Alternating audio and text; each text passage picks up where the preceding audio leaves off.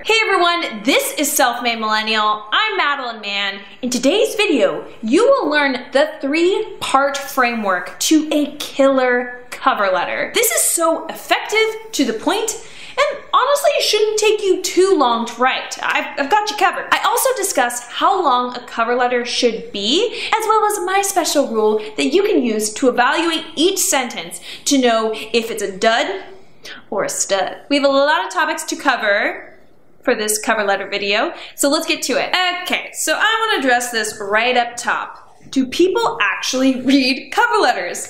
The honest answer to that is it's a flip of a coin. You know, I found about half of recruiters and hiring managers like them and feel that they provide important insight, and the other half think that they are a complete waste of time. The tricky thing is, you do not know which is going to read your application. I personally love them. I am disappointed when I don't see one, and it is certainly make or break for those people who I am on the fence about. For example, I was looking at someone's resume. Hers wasn't quite as experienced as others, almost but not enough. I was about to pass, but then I saw her cover letter, and she talks about how she is specifically targeting companies in the industry I'm in, and she talks about why that is, and her side projects and passions that led her to know that she wants to work at a company like ours. And I thought, I would be just crazy not to speak with this person and give them a chance. And guess what? She ended up getting hired. So passion and purpose are huge reasons why candidates who maybe don't have the perfect resume get through. And that's really what you can bring to your cover letter. So how do you write a cover letter? Here is my 3-step formula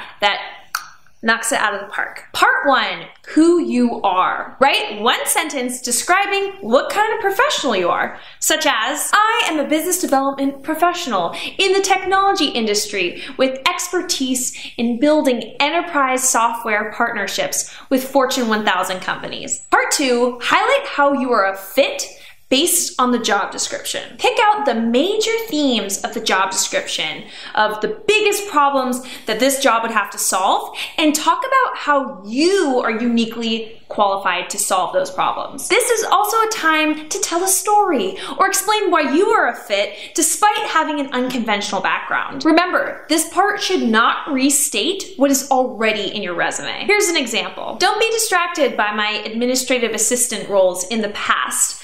I have been the honorary office manager at each company I've been at. For example, I volunteered to lead the office move at my current company. The leadership was so impressed because they said it was the most well-orchestrated and streamlined move they had ever experienced. This led me to transitioning more and more of my days to handling the facilities and running the office like a well-oiled machine. Or I had one candidate apply for a role where the job description emphasized that you should be able to stop at nothing to get something done and to have a no ball drop mentality. So she told the story of how they needed a specific pair of shoes for a photo shoot for Kanye West, and they needed them within 20 minutes. So she got in her car, sped to the mall, parked in the bus lane, flashed her emergency blinkers, hopped out, kind of told this whole tale pretty quickly though, only in a few sentences, and it illustrated that when you give her a goal, she will get it done.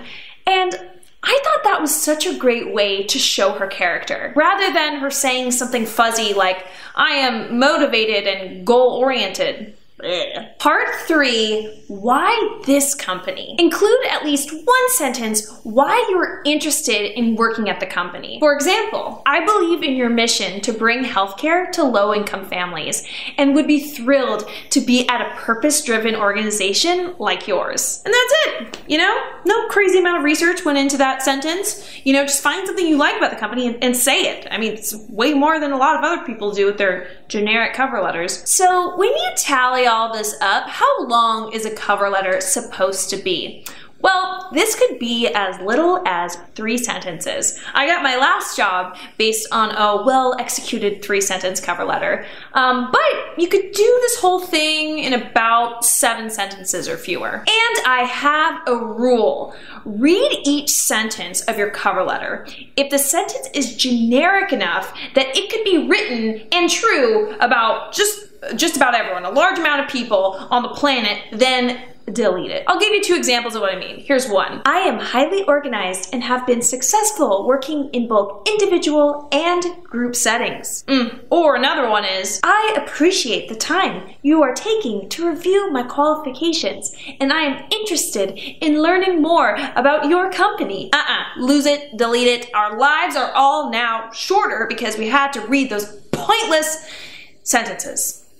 Great. The next video for you to watch is how to get your resume through those resume scanning bots in an applicant tracking system. It teaches you how to use keywords to ensure these automated systems do not pass up on your resume. And yeah, folks, it works. I will link it in the description. Make sure you subscribe to this channel and hit a like on this video. Thanks so much, everyone. Wi-Fi high five.